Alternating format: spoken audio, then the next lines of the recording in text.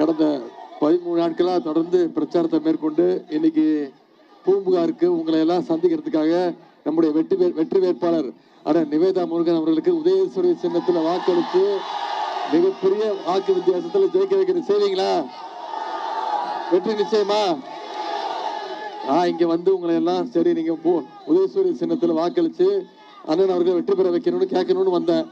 இது கொடியை மட்டும் கொஞ்சம் கீழே இறக்குங்க, பின்னாடி தெரியல, இறக்கிடுங்க. நன்றி. ஆனா நீங்க அத்தனை பேரும் ஏற்கனவே வெற்றியை உறுதி செஞ்சு வச்சிருக்கிறீங்க. கரெக்டா? எந்த சின்னம்? கையை காட்டி சொல்லுங்க. எந்த சின்னம்? உதயசூரிய சின்னத்துல வாக்களிச்சு போன சட்டமன்ற தேர்தலில் அவரை வாக்களிச்சு வெற்றி பெற வச்சீங்க. ஆனா போன முறை கிட்டத்தட்ட 3000 ஓட்டு வித்தியாசத்துல ஜெயிச்சாரு. இந்த முறை குறைஞ்சது ஒரு 25,000 வாக்கு வித்தியாசத்திலேயாவது திரு நிவேதா முருகன் அவர்களை ஜெயிக்க வைக்கணும். செய்வீங்களா?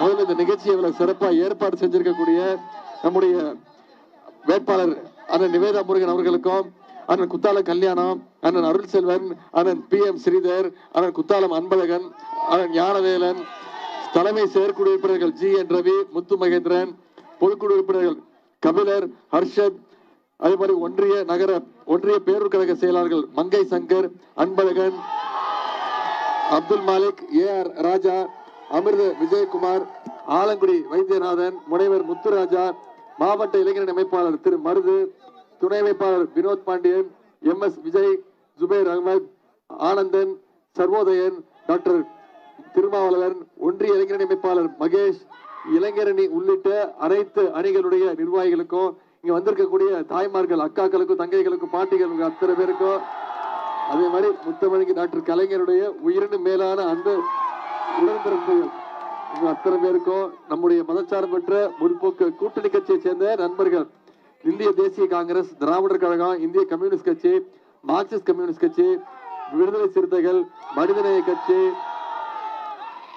கட்சி, தேசிய முற்போக்கு திராவிட கழகம், மறுமலர்ச்சி திராவிட முன்னேற்ற கழகம், இந்திய யூனியன் முஸ்லிம் லீக், மக்கள் நீதி மையம், SDPI உள்ளிட்ட அனைத்து தோழமை கட்சியை சார்ந்த நண்பர்களுக்கும், முத்தமிழ் டாக்டர் கலைஞருடைய உயிரினும் மேலான அன்பு உடன்பிறப்புகள் உங்க அத்தனை பேருக்கும் முதல்ல என்னுடைய நன்றியை தெரிவிச்சுக்கிறேன். ஆனா நிவேதா முருகன் அவர்களை உங்களுக்கு இங்க வந்திருக்கக்கூடிய உங்க அத்தனை பேருக்கும் தெரியும். அவரை நான் தனியா உங்ககிட்ட அறிமுகப்படுத்த வேண்டிய அவசியம் இல்லை. இந்த பூம்புகார் மிகப்பெரிய ஒரு வரலாற்றுக்கு பெயர் போன ஒரு ஊர், நம்முடைய தமிழ் பண்பாட்டுக்கு பெருமையை சேர்க்கக்கூடிய ஊர் இந்த பூம்புகார். கலைஞருக்கு நிறைய முறை சொல்லியிருக்காரு, எனக்கு பிடிச்ச ஊர், தமிழ்நாட்டிலே பிடிச்ச ஊர் பூம்புகார் அப்படின்னு நம்முடைய கலைஞர் சொல்லியிருக்கிறாங்க. அப்படிப்பட்ட கலைஞருக்கு பிடிச்ச பூம்புகார்ல மீண்டும் வெற்றியை நாம பெற்றாக வேண்டும். பெற்றாகுமா? ஒட்டுமொத்த அப்படி பெறுகிற வெற்றி தான் ஒட்டுமொத்த தமிழ்நாட்டுக்கே நாம செய்யக்கூடிய பெருமையா இருக்கும். உங்களுடைய வேட்பாளர் அண்ணன் நிவேதா முருகன் அவர்கள் கழக பணி, மக்கள் பணி இரண்டையும் சரியா கடினமா சிறப்பா செய்யக்கூடியவர். முதலமைச்சர்கிட்ட உரிமையோட கேட்டு பூம்புகாருடைய வளர்ச்சிக்கு இன்னைக்கு பல்வேறு திட்டங்களை கேட்டு பெற்றிருக்கிறார். மக்களோட மக்களா எளிமையா பழகக்கூடியவர் அண்ணன் நிவேதா முருகன் அவர்கள். ஆகவே நிவேதா முருகன் அவர்களுக்கு மீண்டும் ஒரு வாய்ப்பு கொடுங்கன்னு கேட்க வந்திருக்கிறேன். எந்த உரிமையில கேட்க வந்திருக்கிறேன்? நான் உங்களை கேட்க வந்திருக்கிறேன். ஏன் எந்த உரிமையில? ஏற்கனவே அவர் இந்த சட்டமன்ற உறுப்பினரா பல்வேறு திட்டங்களை இந்த தொகுதிக்கு செஞ்சு கொடுத்திருக்கிறாரு. பல்வேறு சாதனைகளை உங்களுடைய தேவை அறிஞ்சு கொண்டு வந்து கொடுத்திருக்கிறாருங்கிற அந்த அடிப்படையில உதாரணத்திற்கு சில திட்டங்களை மட்டும் அவர் இந்த தொகுதிக்கு கொண்டு வந்த சில திட்டங்களை மட்டும் இங்க உங்களுக்கு ஞாபகப்படுத்த விரும்புறேன். தரங்காம்பாடி முதல் ஆடுதுறை வரைக்கும் உள்ள சாலை இன்னைக்கு அகலப்படுத்தப்பட்டுள்ளது. அதுக்கு யார் காரணம்? உங்களுடைய வேட்பாளர். பூம்புகார் கலைக்கூடம் இன்னைக்கு 34 கோடி ரூபாய் ஒதுக்கீடு செய்யப்பட்டு அது இன்னைக்கு நவீனமயமாக்கப்பட்டிருக்கு. அதற்கு காரணம் உங்களுடைய சட்டமன்ற வேட்பாளர்.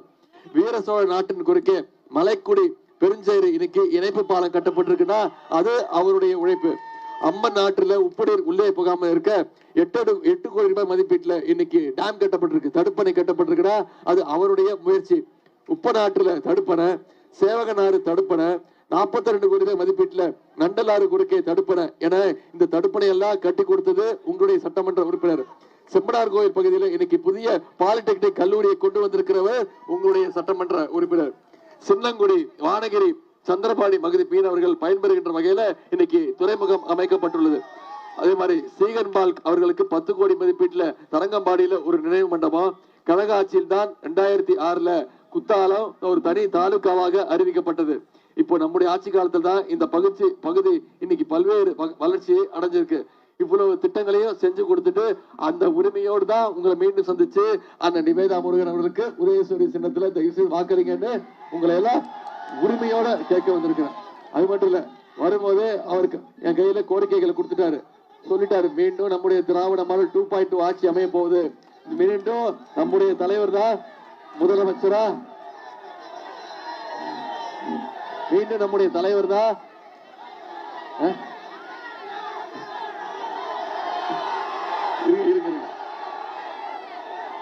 கோரிக்கை வேணாமா, கோரிக்கை படிச்சிடறேன், கோரிக்கை கொடுத்திருக்கிறாரு. இந்த கோரிக்கை எல்லாம் நம்முடைய ஆட்சி அமைஞ்சோன்னு மீண்டும் நம்முடைய முதலமைச்சர் சொல்லி இந்த கோரிக்கைகள்லாம் நிறைவேற்றி கொடுக்கணும்னு கேட்டிருக்கிறார். கப்பூர் பாலம் புதிதாக கட்டப்பட வேண்டும், சங்கரன் மந்தல் அருகே இரவாஞ்சேரியில இணைப்பு பாலம் வேண்டும், கோமல் கொழையூர் இடையே ஒரு புதிய பாலம் அமைக்க வேண்டும், பெரம்பூர் எரலாச்சேரியில புதிய இணைப்பு பாலம், மாந்தை நாட்டாறு குறுக்கே புதிய பாலம் வேண்டும். இந்த கோரிக்கைகள்லாம் வச்சிருக்கிறாரு. இந்த கோரிக்கைகள்லாம் நிச்சயம் நிறைவேற்றி கொடுப்போம். அதுக்கு முன்னாடி நீங்க எனக்கு ஒரு வாக்குறுதி கொடுத்தீங்கன்னா நான் இந்த வாக்குறுதி கொடுப்பேன். வெற்றி உறுதியா? மிகப்பெரிய வெற்றியை தேடி தரணும். அப்படி வெற்றியை தேடி தந்து உங்களோட வாக்குறுதியை காப்பாத்தினீங்கன்னா நிச்சயம் அந்த கோரிக்கைகள் எல்லாம் நிறைவேற்றுறதுக்கு நான் பொறுப்பெடுத்துக்கிறேன். சரியா? இப்போ நம்முடைய தலைவர் இதை மட்டும் இல்ல, பல்வேறு திட்டங்களை செஞ்சு கொடுத்துருக்கிறோம். நீ போட்டோன்னு அதுல போட்டோ என்ன போட்டோ இல்ல, அது போட்டோ, அந்த போட்டோ காட்ட வேணாம். அந்த போட்டோ தான் இப்ப உலகம் புகழ் ஆயிடுச்சு. இருங்க, சரி நான் என்னன்னு சொல்லிடுறேன். நம்ம தலைவர் திருப்பி திருப்பி என்ன சொல்றாரு, காட்டுறேன், எனக்கு விருப்பம் இல்லாம காட்டுறேன், போதுமா? எடப்பாடி பழனிசாமி திட்டுறாரு, நீங்க கேட்டுட்டு போயிருவீங்க. என்ன கண்ணாப்பிடான்னு திட்டுறாரு, செத்து போயிருக்கணும்ன்றாரு, உயிரை வாங்குறான் அப்படின்றாரு. உங்களால நான் திட்டு வாங்குறேன். நம்ம தலைவர் என்ன சொல்றாரு திருப்பி, இந்த தேர்தல் டெல்லி அணியா தமிழ்நாடு அணியா? இந்த தேர்தல் டெல்லி அணி வெர்சஸ் தமிழ்நாடு அணின்னு சொல்றோம்ல. ஏன் சொல்றோம்? நான் இவ்வளவு திட்டங்கள் சொன்னேன்ல, எவ்வளவு திட்டங்கள் நிறைவேற்றிருக்கிறோம். ஆட்சியை வந்தோடனே மகளிருக்கு தேவையான விடியல் பயண திட்டம், கட்டணமில்லா பேருந்து திட்டம் நம்முடைய தலைவர் அறிவிச்சாரா இல்லையா? செஞ்சு காட்டமா இல்லையா? இன்னைக்கு ஒவ்வொரு மகளிரும் 900 ரூபாயில இருந்து 1000 ரூபாய் வரைக்கும் சேமிச்சிருக்காங்க. அரசு பள்ளியில படிக்கக்கூடிய குழந்தைங்க பசியோட படிக்க கூடாதுன்னு முதலமைச்சர் காலை உணவு திட்டம் அறிமுகப்படுத்தணும். அதே மாதிரி அந்த பள்ளிக்கூடம் படிக்கிற குழந்தைங்க காலேஜ் போய் படிக்கணும்னு கல்வி ஊக்கத்தொகை, அரசு பள்ளியில படிச்சு எந்த கல்லூரியில போய் சேர்ந்தாலும் அவங்களுக்கு கல்வி ஊக்கத்தொகை மாசம் 1000 ரூபாய் நம்முடைய முதலமைச்சர் கொடுத்திருக்கிறார். 14 லட்சம் மாணவர்கள் இந்த திட்டத்துல பயன்பெற்று இருக்காங்க. இப்ப சமீபத்துல 10 லட்சம் மாணவ மாணவிகளுக்கு லேப்டாப் திட்டத்தை அறிவிச்சு ஒரே மாசத்துல 10 லட்சம் கல்லூரி மாணவ மாணவிகளுக்கு இலவச லேப்டாப் நம்முடைய முதலமைச்சர் கொடுத்தாங்க. இப்படி பல்வேறு திட்டங்களை நிறைவேற்றி காட்டியிருக்கிறோம். முக்கியமான திட்டம் உங்களுக்கு தெரியும், கலைஞர் மகளிர் உரிமை தொகை திட்டம். போன சட்டமன்ற தேர்தலில் நம்முடைய சொன்ன வாக்குறுதி தலைவர் நிறைவேற்றினார். கடும் நிதி நெருக்கடி இருந்தாலும் கடந்த 3 வருஷமா 1,31,00,000 மகளிருக்கு மாசம் 1000 ரூபாய் நம்முடைய முதலமைச்சர் உரிமை தொகையா கொடுத்திருக்கிறார். கரெக்டாமா? அந்த திட்டத்தை நிப்பாட்டணும்னு அதிமுகவும் பாஜகவும் திட்டம் போட்டாங்க. தேர்தலை காரணம் காட்டி 3 மாசம் நிப்பாட்டணும்னு முயற்சி பண்ணாங்க, நீதிமன்றத்துக்கு போனாங்க. நம்முடைய முதலமைச்சர் என்ன பண்ணாரு, நான் 1 மாசம் கொடுக்கறத நிப்பாட்டுறேன், இப்ப நான் கொடுக்கற 5 மாசத்துக்கு சேர்த்து எப்படி நிப்பாட்டு பாக்கலான்னு பிப்ரவரி மாசம், மார்ச் மாசம், ஏப்ரல் மாசம், பிப்ரவரி மாசம், மார்ச் மாசம், ஏப்ரல் மாசம் 3 மாசத்துக்கு சேர்த்து 3000, கோடை கால சிறப்பு நிதி 2000, 1,31,00,000 மகளிருக்கு 5000 ரூபாய் நம்முடைய முதலமைச்சர் கொடுத்தாரா இல்லையா? முதலமைச்சர் காலையில 6:30 மணிக்கு அக்கௌண்ட்ல அமிச்சாரு.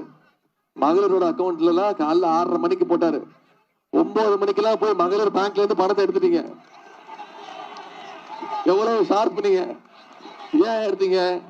ஏன்னா உங்களுக்கு மோடி அரசு மேல அவ்வளவு நம்பிக்கை.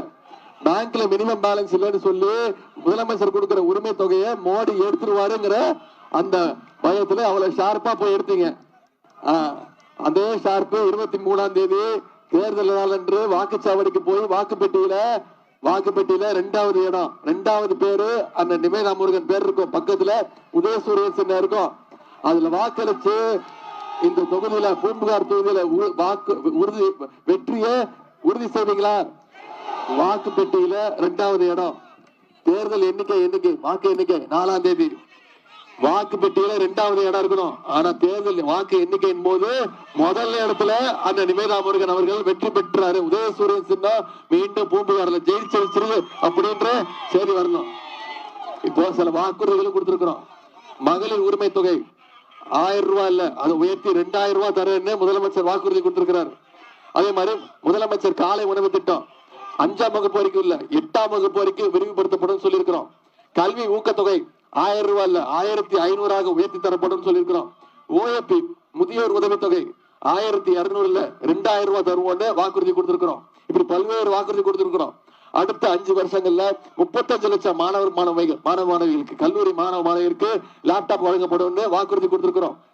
கடைசியா ஒரு வாக்குறுதி, முக்கியமான வாக்குறுதி உங்களுக்கு தெரியும், கலைஞர் கனவு இல்லம். அடுத்த 5 வருஷத்துல 10 லட்சம் கலைஞர் கனவு இல்லம் கட்டப்பட்டு யார் யாருக்கெல்லாம் வீடு இல்லையோ அவங்களுக்கெல்லாம் வீடு ஒதுக்கி தரப்படும் வாக்குறுதி கொடுத்திருக்கோம். எல்லாத்தை விட முக்கியமான ஒரு வாக்குறுதி கொடுத்திருக்கிறோம். உங்களுக்கு தெரியும், வாக்கு எண்ணிக்கை முடிஞ்ச உடனே ஆட்சி பொறுப்பேற்ற உடனே நம்முடைய முதலமைச்சர் அவர்கள் அனைத்து மகளிர்கிட்டையும் 8000 ரூபாய் நம்முடைய முதலமைச்சர் அவர்கள் உங்க கையில கொடுத்துருவாங்க. அதை வச்சு நீங்க உங்க வீட்டுக்கு என்ன மின்சார வசதி தேவையோ அதை நீங்களே முடிவு பண்ணி நீங்களே வாங்கிக்கலாம். உங்க வீட்டுக்கு என்ன தேவையோ அதை நீங்களே முடிவு பண்ணி வாங்கிக்கலாம். இதெல்லாம் நீ போட்டோலே இரு. இப்பதான் தெரியுது ஏன் எடப்பாடி பழனிசாமி என் மேல கோவப்படுறாருன்னு. நான் எடப்பாடி பழனிசாமி எதிர்கட்சி தலைவர், அவர் மீது எனக்கு நிறைய மதிப்பு உண்டு, மரியாதை உண்டு, நம்புங்க. என்ன அவர்கிட்ட சொன்னேன், ஒண்ணுதான் சொன்னேன். நீங்க முரட்டு தொண்டர்கள் பார்த்திருப்பீங்க, முரட்டு பக்தர்கள் கேள்விப்பட்டிருப்பீங்க. இவர் மாதிரி ஒரு முரட்டு அடிமையை பார்த்திருக்கீங்களான்னு கேட்டேன். மோடியோடைய நம்பர் 1 முரட்டு அடிமை திரு எடப்பாடி பழனிசாமி அவர்கள் சொன்னேன். இதுதான் கெட்ட வார்த்தையாமா? ஏன் முரட்டு அடிமைன்னு சொன்னேன்? ஏன்னா இவர் மோடி என்ன சொன்னாலும் ஆமாஞ்சாமி போட்டுக்கிட்டு தலையாட்டிக்கிட்டு அவர் என்ன சொன்னாலும் செய்யறாரு.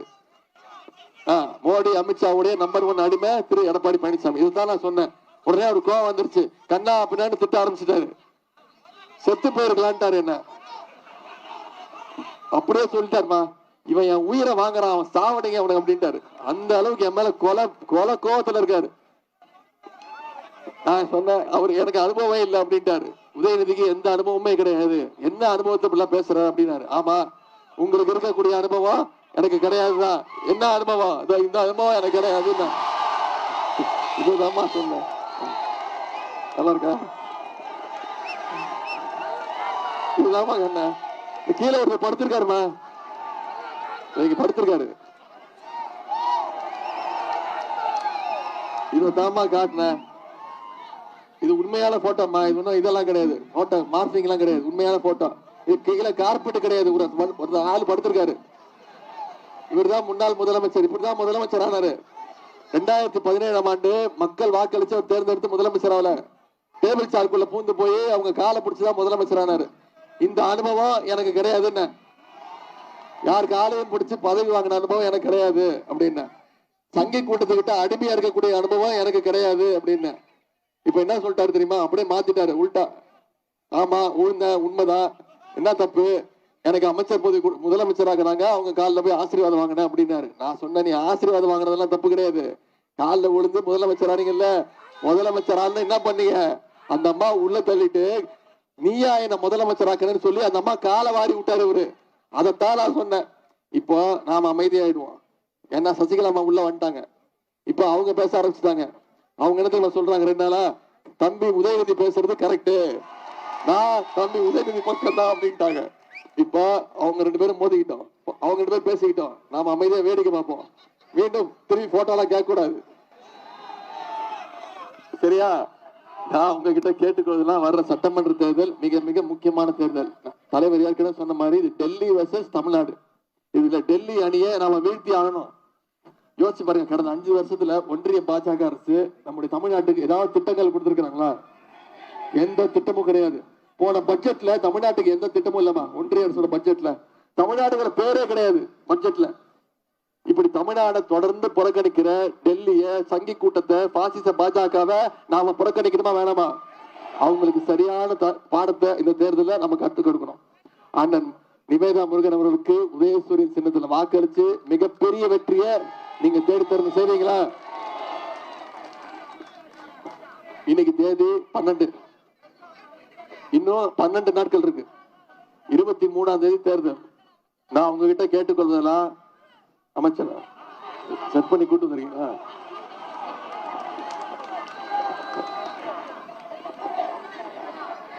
இருபத்தி 3ஆம் தேதி தேர்தல், அதெல்லாம் முதலமைச்சர் முடிவு பண்ணுவார்ப்பா. எனக்கு நான் உங்களுக்கு தெரியுமா, நான் ஒரு வேட்பாளர், நானே ஒரு வேட்பாளர். உங்க அண்ணன் சொல்லி என்னை அமைச்சராக்கி விடுப்பா. இந்த வாட்டி தேர்தலில் நானும் நிக்கிறேன், 2வது முறை நிக்கிறேன். எங்க நிக்கிறேன் தெரியுமா? சேப்பாக்க திருவள்ளிக்கேணி நிக்கிறேன். இது வரைக்கும் என் தொகுதிக்கு போய் ஒரே ஒரு நாள் தான் வாக்கு கேட்டிருக்கேன். என் தொகுதியை விட்டுட்டு நான் இன்னைக்கு பூம்புகாருக்கு வந்து அண்ணன் நிவேதா முருகன் அவர்களுக்கு உதயசூரிய சின்னத்துல ஏன் வாக்கு கேட்டுக்கிட்டு இருக்கேன்? ஏன் தெரியுமா? என் வெற்றியை விட எனக்கு முக்கியம் அண்ணன் நிவேதா முருகனுடைய வெற்றி. சேப்பாக்க திருவல்லிக்கேணி தொகுதி வெற்றியை விட முக்கியம் எனக்கு பூம்புகார் தொகுதியில நம்முடைய உதயசூரியன் சின்னம் பெரிய வெற்றியை பெற செஞ்சு கொடுப்பீங்களா? அடுத்த 12 நாட்கள் இந்த பிரச்சாரத்தை மக்கள்கிட்ட கொண்டு போய் நீங்க சேர்க்கணும். இங்க வந்திருக்கக்கூடிய நீங்க அத்தனை பேரும் முடிவு பண்ணிட்டீங்கல்ல, உதயசூரியன் சின்னத்துக்கு வாக்களிக்கணும்னு முடிவு பண்ணிட்டீங்கல்ல. நான் உங்ககிட்ட கேட்டுக்கொள்ளுங்களா, அடுத்த 12 நாட்கள் நீங்க ஒவ்வொருத்தரும் ஒவ்வொரு வாக்காளரை சந்திங்க. ஒவ்வொரு வீடா போங்க, ஒவ்வொரு தெருவா போங்க, ஒவ்வொரு வாக்காளரை சந்திச்சு நம்ம அந்த 5 வருஷம் என்ன பண்ணிருக்கிறோம், என்னென்ன திட்டங்கள் செஞ்சிருக்கிறோம், மீண்டும் ஆட்சிக்கு வந்தா என்ன செய்வோம், அதை விட முக்கியம் மீண்டும் அடிமை அதிமுகவும் சங்க கூட்டத்தையும் தமிழ்நாட்டுக்குள்ள விட்டோம்னா தமிழ்நாட்டை எவ்வளவு பின்னோக்கி எடுத்துட்டு போயிடுவாங்க அப்படிங்கிற பிரச்சாரத்தை நீங்க செஞ்சீங்கன்னா நிச்சயம் 50,000 ஓட்டு வித்தியாசத்துல அந்த நிவேதா முருகன் நிச்சயம் மிகப்பெரிய வெற்றியை பெறுவார். அந்த வெற்றியை உறுதியாக்குவீங்களா? நிச்சயம் பண்ணுவீங்களாமா?